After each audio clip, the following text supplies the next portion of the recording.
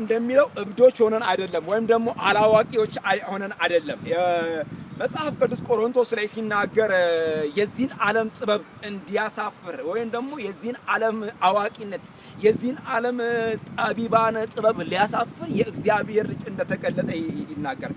ሊያውም እንዲህ ይላል የመስቀሉ ቃል ለሚጠፉት ወይም ደግሞ ጌታ ለሌላቸው እግዚአብሔርን ለማያውቁት የእግዚአብሔርን ምሕረት ላልቀመሱት እግዚአብሔር ጋር ላይደሉት ወይም ደግሞ የእግዚአብሔርን ሐሳብ ለሚቃወሙት ለእግዚአብሔር ወንጌል ጠላት ለሆኑት የመስቀሉ ቃል ሞኝነት ነው ይላል። ለኛ ግን ለዳን ነው፣ ለኛ ግን ለተረፍ ነው፣ ለኛ ግን ላመለጥ ነው፣ ለኛ ግን የዘላለምን ሕይወት ላገኘ ነው፣ ለኛ ግን ከጨለማ ወደሚደነቅ ብርሃን ለተነጠቅ ነው፣ ለኛ ግን ሕይወት ነው ይላል። ስለዚህ ሕይወት የሆነውን ቃል ነው የምንነግራቸው። ምክንያቱም ሕይወት የሆነው የእግዚአብሔር ቃል የሚያድን ነው።